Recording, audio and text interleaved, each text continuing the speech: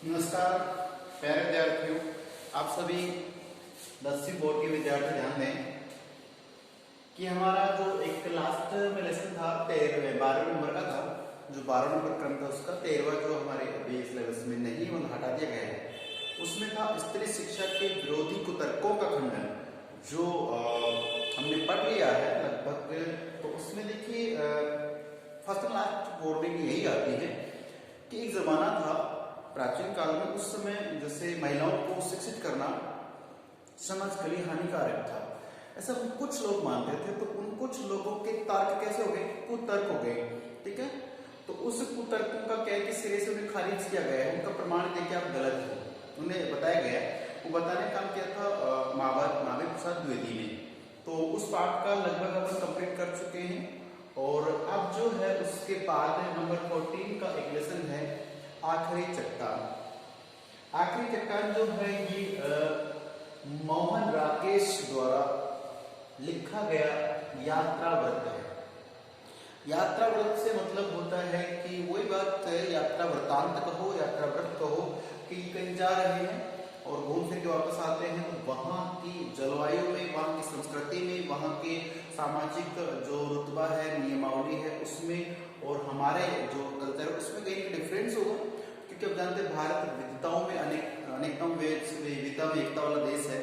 तो ऐसे में कि ये कहाँ जाते हैं, कहाँ का पूरे जलवायु भी चेंज है, संस्कृति चेंज है, बोलचाल सब उसमें आ गया, तो वो चीजें हमें बताते हैं। तो इनकी यात्रा का जो अंत है वो किस प्रकार से रहता है। तो अब हम पढ़ने जा रहे हैं आखिरी चट्टान। आखिरी चट्टान में है यात्रा व्रत, और इसमें सबसे पहले बात करेंगे कि जो मोहन राकेश है कौन है, कितना इनका साहित्य में योगदान रहा है, इन बातों को जानेंगे। तो आप जानते हैं सबसे पहले कि इनका अलग परिचय है, तो ये अपने बोर्ड में 4 नंबर का, बिल्कुल 4 नंबर का आ रहा है, सो प्लीज ध्यानपूर्वक पढ़ना है। तो आप जानते हैं कि देखिए आपके जो बोर्ड में पेपर आएगा, पेपर में 2+2, ठीक है, ऐसा आएगा कि किसी भी एक लेखक या कवि का परिचय, तो उसमें आपको मार्क्स में 2+2 ऐसा लिखा मिलेगा आपको, ठीक है। तो 2+2 का मतलब ये है कि ये जो 2 है पहले वाला, इसमें आपको इनका व्यक्तिगत परिचय देना पड़ता है कि ये जो मोहन राकेश है या मुंशी प्रेमचंद, कुछ भी हो सकता है, उनका व्यक्तिगत जीवन, जन्म कब हुआ, माता पिता कौन थे, और ये जो लेखक या लेखिका है इसने कहाँ तक अध्ययन किया है, अध्ययन में क्या क्या समस्या आई हैं, फिर इन्होंने अपने जीवन को जीने के लिए क्या कुछ अपना घर खर्च चलाने के लिए कौन सी नौकरी की है, फिर लेखन कैसे शुरू किया है। तो ये होता है इनका व्यक्तिगत परिचय, जो आप 2-3 लाइनों में दे सकते हैं।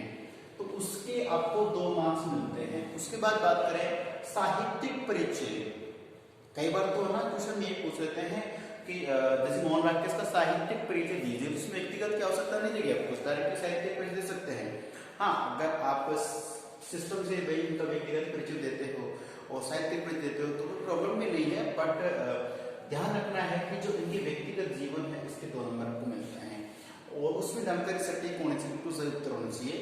फिर आता हमारा ये 2 नंबर का है जैसे उसका साहित्यिक परिचय, कि उसने लेखन की दुनिया में क्या कुछ लिखा है, उपन्यास कौन से, नाटक कौन से, यात्रा कौन से, जो भी उसने लिखा है उसका वर्णन हमें करना पड़ता है, वो भी सही। ऐसा नहीं कि मान लो हमने याद कर लिया मुंशी प्रेमचंद का, वो पेपर में आ गया किसका, मोहन राकेश का, अब हम लगे तो मोहन राकेश का व्यक्तिगत परिचय याद था कि भाई इनका जन्म ऐसे ऐसे या ऐसे हुआ है, ठीक है। इसके बाद ये साहित्य पर याद नहीं है, तो आप क्या समझते हैं कि चलो अपन मुंशी प्रेमचंद वाला याद है वो ठोक देते हैं, वो लिख देते हैं। ऐसा मत कीजिएगा, गलती से मत कीजिएगा, क्योंकि एक क्वेश्चन में ऐसा करते हैं जो अपनी कॉपी जांच करते हैं, उनका ना फिर मानसिक कुछ अलग बदलाव होता है कि ये बच्चा तो बिल्कुल गुमराह करने के प्रयास कर रहा है टीचर को। फिर वो सभी प्रश्नों पे ना इसी नजर से देखेंगे आप, क्योंकि आप चोरी पर पकड़ में आ गए तो सारे प्रश्नों में जहाँ पे आपने पूरा अच्छा काम किया ना उसमें मार्क्स कट जाते हैं, ठीक है। सो प्लीज ईमानदारी ही बेस्ट यानी बोलते ना, तो वही बात है कि ईमानदारी अच्छी नीति है, उसी के आधार पे इनको याद करना है, याद कराने का मैं प्रयास कर रहा हूँ, अभी याद हो जाएगा आपको, ठीक है। चलिए तो बात करते हैं सबसे पहले मोहन राकेश के जन्म की। तो इनका जो जन्म है देखिए, जन्म जो 8 जनवरी, काफी स्पेशल डे है, 8 जनवरी 1925 को इनका जन्म है, अमृतसर में हुआ है। अमृतसर जहाँ पे स्वर्ण मंदिर है बहुत पॉपुलर है, और अमृतसर कहाँ, तो 10वीं बोर्ड के विद्यार्थी जानते हैं, SST पढ़ते हो आपको बहुत 1925 वाली। अब जानते हैं कि अमृतसर पंजाब राज्य में है। पंजाब बहुत ही प्यारा, सुंदर, अच्छा 5 नदियों का उद्गम स्थल जो है वो पंजाब है। तो 1925 में 8 जनवरी के दिन अमृतसर में इनका जन्म हुआ। क्लियर? इनके पिताजी जो है ना करमचंद, करमचंद नाम आते हमारे गांधी है ना, करमचंद गांधी ऐसा नहीं है। इनके पिताजी के नाम था करमचंद गुगलानी। ये सरदार सिख इस तरह से सरनेम होते हैं।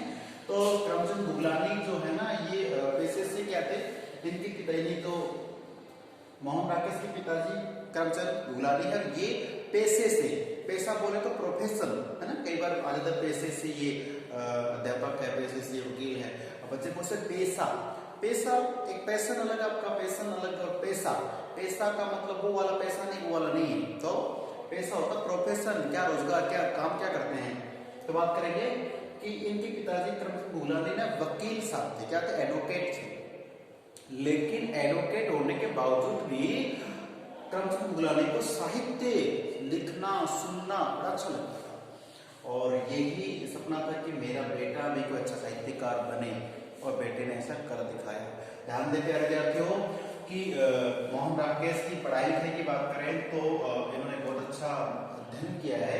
देखिए पंजाब जो विश्वविद्यालय है, ठीक है, डीम्ड यूनिवर्सिटी का नाम सुनना, वो भी वहीं से संबंधित है। पंजाब जो विश्वविद्यालय है ये पंजाब विश्वविद्यालय से इन्होंने हिंदी व अंग्रेजी, हिंदी और अंग्रेजी में क्या किया, एमए मास्टर ऑफ आर्ट्स की बात करते हैं। तो देखिए एमए करने के बाद क्या होता है कि जिस सब्जेक्ट में है ना, जिस विषय में, जिस सब्जेक्ट में कोई व्यक्ति एमए कर लेता है वह व्यक्ति उसका मास्टर हो जाता है, यानी उसकी उस पर कमांड हो जाती है। इसलिए जो टीचिंग की लाइफ है, टीचिंग की दुनिया है, उसमें जैसे कि जो पढ़ाना चाहता है उसे एमए करना बहुत जरूरी होता है और बीएड भी जरूरी होता है। बीए ग्रेजुएशन कोई भी कर सकता है एक अच्छा पढ़ा लिखा व्यक्ति होने के लिए। लेकिन एमए का मतलब एक सब्जेक्ट को लेकर करते हैं, हालांकि ऐसा नहीं कि एक में होती, आप 5 सब्जेक्ट में भी कर सकते हैं। इंग्लिश में कर लिया, हिंदी में कर लिया, केमिस्ट्री में कर सकते हो, किसी में भी है ना। तो अलग अलग सब्जेक्ट में आप एमए कर सकते हैं। लेकिन जैसे मान लो मोहन राकेश ने एमए किससे किया, हिंदी से, तो हिंदी की कंप्लीटली जानकार हो गए, हिंदी की इनकी कमांड हो गई है। तो जो टीचर्स होते हैं, टीचिंग का काम करते हैं, उन्हें क्या अपने सब्जेक्ट में एमए करना पड़ता है। बीएड तो केवल ट्रेनिंग होती है कि बच्चों को कैसे पढ़ाया जाए। तो ध्यान दीजिए इन्होंने हिंदी में और अंग्रेजी में 2 भाषाओं में अलग अलग से, ये 2 साल की होती है, 2 साल की होती है ना, 2 इयर्स के पास आउट होते हैं। अब उस जमाने में सिस्टम अलग होगा, बट आज के टाइम पे एक सब्जेक्ट में एमए करने के लिए 2 साल एग्जाम देने पड़ते हैं, ठीक है। तो हिंदी अंग्रेजी दोनों में एमए कर ले, इसका मतलब दोनों सब्जेक्ट पे अच्छी कमांड हो गई है। और कमांड होने के बाद इन्होंने क्या किया, आप जानते हो कि कुछ व्यक्ति और टीचिंग लाइफ वाले तो कुछ विशेष प्रकार के होते हैं, और कोई भी व्यक्ति अगर वो डिग्री कर लेता है तो जैसी बात है कि फिर वो अपना खर्चा खुद निकालना चाहता है। तो आजीविका, अर्निंग कहते हैं, अर्न कहते हैं। तो आजीविका चलाने के लिए, मतलब अपनी रोजी रोटी स्वयं चलाने के लिए, ऐसा नहीं कि माता पिताजी वकील साहब तो इनका पैसा यूज करें, नहीं, ऐसा मोहन राकेश नहीं किया। हिंदी अंग्रेजी में जब एमए किया है, अच्छा कमांड है, तो फिर इसी को अपना व्यक्तिगत व्यवसाय बनाकर इन्होंने क्या किया, पढ़ाना शुरू कर दिया। पढ़ाने को अध्यापन कार्य कहा जाता है, अध्यापन, ठीक है। कहाँ कहाँ पढ़ाया इन्होंने, मुंबई, महाराष्ट्र मुंबई नाम सुना होगा, वहाँ भी उन्होंने स्कूल कॉलेज में पढ़ाना शुरू किया है। गवर्नमेंट कॉलेज की बात करें, स्कूल की बात करें तो मुंबई में पढ़ाया है। शिमला, हिमाचल प्रदेश की राजधानी शिमला है, वहाँ भी पढ़ाया है। और जालंधर तो आप समझते हो पंजाब में ही है, जालंधर, अमृतसर है, अम्बाला वगैरह सब ये इधर पंजाब के काफी स्पेशल शहर हैं, तो यहाँ पढ़ाया। फिर उसके बाद राष्ट्रीय राजधानी दिल्ली में भी इन्होंने अध्यापन का कार्य किया है, समझ रहे हैं। तो सीधी बात रखना नहीं है कि मोहन राकेश का जन्म है 8 जनवरी 1925 को अमृतसर शहर पंजाब में हुआ। उसके बाद बात कर ले कि पिताजी करमचंद गुगलानी हैं, जो पेशे से वकील थे लेकिन साहित्य प्रिय थे, साहित्य को जानते थे, चाहते थे कि उनका बेटा कोई साहित्यकार वगैरह बने। और उसके बाद बात करें कि जो इन्होंने अंग्रेजी हिंदी में पंजाब विश्वविद्यालय से एमए कर लिया, और एमए करने के बाद इन्होंने, जैसे बात करें अपन अपने मुंबई में, हिमाचल प्रदेश शिमला में और दिल्ली जालंधर में पढ़ाया है। पढ़ाने के बाद 1962-63 की जो सेशन होता है स्कूल लाइफ में, उस सेशन में क्या किया, सारिका एक पत्रिका का नाम है, क्या है, सारिका, इस लड़की का नाम ये सारिका पत्रिका है, ठीक है। उस पत्रिका के संपादक बन गए। तो उनके पास लेटर आ गया कि देखिए आप बहुत अच्छा वक्ता हैं आप, तो सारिका का संपादक महोदय है, यानी कि अखबार छापने का जो कार्य, अखबार में कुछ लिखने का कार्य है, तो संपादक का कार्य भी इन्होंने किया है। बहुत अच्छा प्रश्न आ जाए कि मोहन राकेश ने किस पत्रिका का संपादन किया, संपादन यानी कि छापने काम किया, तो सारिका पत्रिका कब किया, 1962-63 में, 1962 एंड 63। क्लियर है। आगे बात करेंगे कि 3 दिसंबर 1972 को, अब स्पेशल डेट हो गई है ना, 1972। जानते हैं कि जो आज बांग्लादेश है वो 1972 में ही, 73-72 में ही उसको आजाद देश बनाने का प्रयास किया था। भारत ने ही सब कुछ किया था, भारत ने सपोर्ट किया था। आजाद से पहले वो पूर्वी पाकिस्तान कहलाता था, ठीक है। 3 दिसंबर 1972 में इनका दिल का दौरा पड़ने से देहांत हो गया था, इनके ट्रांसफर हो गया था। चलिए बात करें, यहाँ तक तो हो गया मेरे विद्यार्थी इनका व्यक्तिगत परिचय हो गया है, ठीक है। व्यक्तिगत परिचय के बाद में हम चलते हैं किसकी ओर, इनका साहित्यिक परिचय। साहित्य मतलब इन्होंने क्या कुछ किया है ताकि इनका नाम आज किताबों में, अखबारों में राष्ट्रीय सम्मान से नवाजे गए हैं। जाहिर सी बात है कितने महान व्यक्ति हैं, और इनकी रचनाएं बिल्कुल ऐसे लगती है जैसे सत्य घटना, बिल्कुल ऐसा ही इन्होंने लिखा है। बहुत प्यारी रचनाएं इनकी हैं। तो देखिए कि ये जो व्यक्तिगत लाइफ है उसकी बात करें कि यहाँ पे इन्होंने जो नाटक लिखे, तो नाटक भी इनके प्रसिद्ध हुए कौन कौन से, आषाढ़, एक भारतीय हिंदी महीनों में 12 महीनों में से एक महीने का नाम है आषाढ़। कुछ लोग जानते हैं जैसे चैत, बैसाख, जेठ, सावन ऐसे बोलते हैं ना, सावन का महीना सब लोग जानते हैं, बाकी नहीं जानते ना, हाँ वही बात है। तो आषाढ़ कहते हैं, कुछ लोग साढ़ बोल देते हैं, आषाढ़ का एक दिन, ये एक नाटक का नाम है जो मोहन राकेश द्वारा लिखा गया है। लहरों के राजहंस इतना ज्यादा पॉपुलर हुआ है कि जिसने इसको पढ़ा है उसे बड़ा मजा आया पढ़ करके, बहुत अच्छा है। लहरों के राजहंस बहुत शानदार। आप ये मान के चलिए कि आप 500 रुपये खर्च करके कोई अच्छी बढ़िया मूवी देख के आते हैं ना, उस मूवी से भी ज्यादा इंटरेस्ट इसमें आ सकता है अगर आपको पढ़ने का मौका मिले किसी भी क्लास में।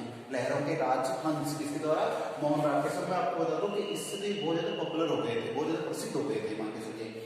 फिर आधे अधूरे, ये बहुत शानदार इनका नाटक है। 3 नाटक हैं, पहला है आषाढ़ का एक दिन, लहरों के राजहंस, आधे अधूरे। ये 3 इनके नाटक बहुत प्रचलित हुए, बहुत प्रसिद्ध हुए हैं, ठीक है। चलिए तो बात करें कि एकांकी। एकांकी का मतलब एक अंकी होती है, उसमें छोटा शॉर्ट स्वीट होता है, पात्र होते हैं, कहानी जैसा उसमें होता है।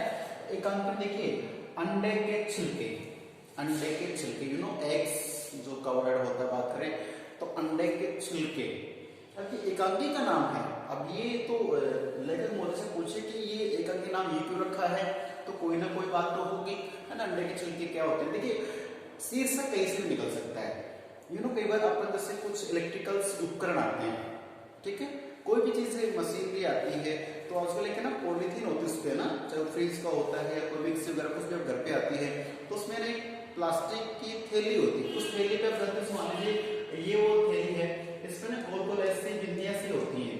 आप जानते हैं वो बिंदियां फूल भी रहती है, उनको बड़ा ऐसे फोड़ने बड़ा मजा आता है, देखा आपने। मेरा मतलब है कि कोई भी आप काम कर रहे हो यूनिक होता है, स्पेशल होता है। एक होता है कवर होते हो, प्लास्टिक की पॉलिथीन होती है, उस पर पूरी पूरी बिंदी से होती है, उसको ऐसे फोड़ने से बस फोड़ते रहे बड़ा मजा आता है ना।